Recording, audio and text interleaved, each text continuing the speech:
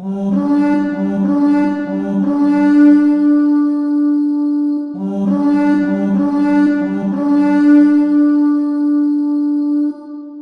my brothers and sisters of the Order, welcome back to the Order. I'm Celtic Templar, and yes y'all, today we are actually talking about this beauty.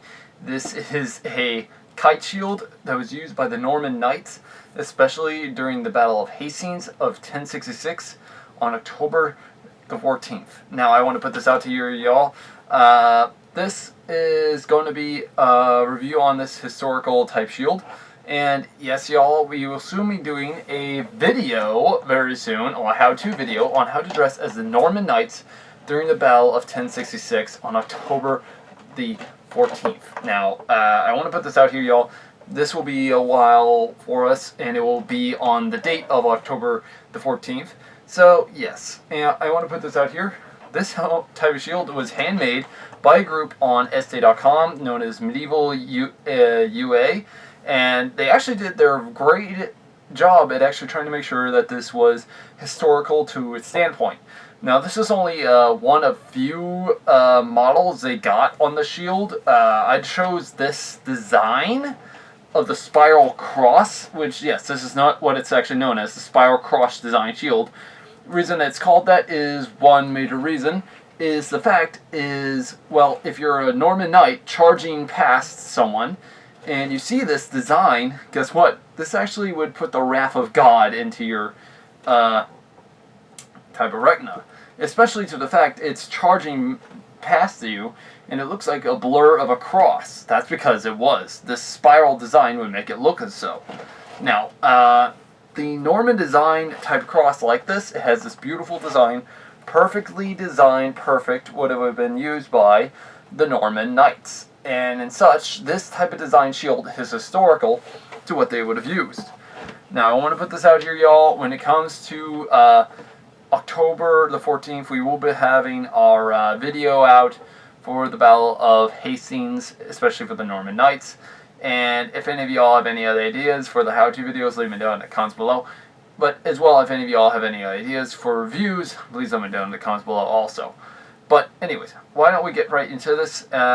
Pretty much when we take a look at it, its width is 49 centimeters or 19.29 inches. Its thickness is 7.5 centimeters or 2.76 inches. Its height is 120 centimeters or, in this case, 47.25 inches. And in such, it weighs around 3,000 grams, I think it was. At least I think. But I will leave a link down below if any of y'all need any information, as well as in the description. And it's made out of plywood of 12 millimeters. And in such, unlike other shields that we actually see, such as like from Topeka and such, this one actually is made with the boards design. In other words, it's done that historically, but it would have been like. Now, I also bought this one for historical reasons because it has this historical type of, well, arm design that it would have actually used. Now, I also bought it with the, design of shield strap, for example. One major reason why is because the fact is, I was wanting it to be historical to that point in time. And, well, one thing is, they got it historically correct, and in such, they did very great job. Now, we can also see that the fact that the boss is, this decorative, well, not exactly. This is also an extra reinforcement, just in case if your arm gets hit, for example, and in such, you need something for an extra reinforcement. Now, by far, while holding this, might as well use my right hand. While holding this, especially with my left hand, I have to hold the type of arm strap, especially like this, for more controllability. However, if I was wearing my, it with the, well, shield strap, for example, I would just need to use the bottom end, not anything else. So in other words, I would just have to use the, well, bottom end like right down here, especially if I'm using a sword or a spear, which, come to think of it, as we see me using the sword, for example, we see me moving it, and I'm not even struggling at all. The shield is protecting my entire body, which I love about it, and such, which we can actually see why this was historically famously used. Now, also, while using the sword and such, while I'm moving with it, I'm pretty much trying to make sure I am using it to the full extent what it would have actually been like. So, in such, how good is it? Pretty awesome. And in such, I feel no weight at all with the design of shield. So, it's easy to get used to. Now, another thing also is with the spear. Now, with the spear, I'm actually using just mostly thrusting type units, especially now, due to the fact I'm just holding it with the bottom strap and just having the rest of the shield just, well, attached to me. And as such, it just easily goes over and it's easy to use. Now, in such, I do love the fact that it's actually 100% historically handmade, which Medieval UA actually did their best job and to make sure that this is 100% historically accurate as possible, which I love about it. Now, while wearing it, I feel no fatigue at all. I am just moving historical to its type of point, which that is what I love about it, and such, it is perfect. Now, also, many of you might start asking, Templar, what about using a two-handed axe? Yes, this actually seems to work. While moving with the axe, for example, I do not feel any problems.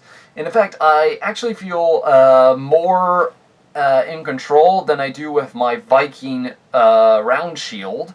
And we can see why the Norman knights, who of which are descendants of Vikings, for example, would have actually later on, or in this case, the Vikings themselves, would have adapted in such informal warfare to become the shock cavalry as we know to see as the Norman Knights in 1066.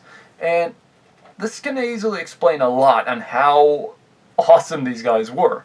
Now, I mainly chose this type of shield mainly because they did not have the dragon design shield, which I was kind of saddened by, but I still do love this model a lot. But as we can understand, though, while moving with the shield and such, it's perfect. I can easily use it, and I do not feel any fatigue at all. In fact, I have more controllability now, which this is actually slightly better than my infantry kite shield that was used by the Crusaders a couple of decades later. So we can see why these type of shields were incredibly much more different. And in such, the infantry kite shield was mainly different compared to the Norman kite shield that was universal to pretty much anybody in history. However, by the battles used in the First Crusades, most medieval knights actually still used this type of shield because it was a lot lighter and a lot easier to use. So, but yeah, anyways, it is perfect and it is awesome. And I will leave a link down below for any of y'all that are wanting to get your hands on a historical shield just like this. Now, in fact, it might actually, because I also promised a group to help their group grow because they have had experience because of COVID. So, yeah, COVID-19 has caused some problems. So if any of y'all are wanting to buy from them, be my guest. But as well, I do have to give a warning. It will be a while because these shields, when it comes to their shipping, they have a problem because of the COVID problems right now. So hopefully y'all can get it a lot faster than I did. But anyways, hopefully y'all like this video and like and subscribe for more. If any of y'all have any ideas, please let me know in the comments below. And also hope to see y'all very soon for October 14th for our how-to video on how to dress as the Norman Knight. And as such, y'all, if any of y'all have any ideas on any group I should review with their weapons and gear and armor, please let me know in the comments below. I'll be happy to get right to them, especially quickly, for every one of my viewers. And as well, like and subscribe for more, so it'll help the channel grow. Anyways, guys, hope to see y'all in the next one. Have a great day.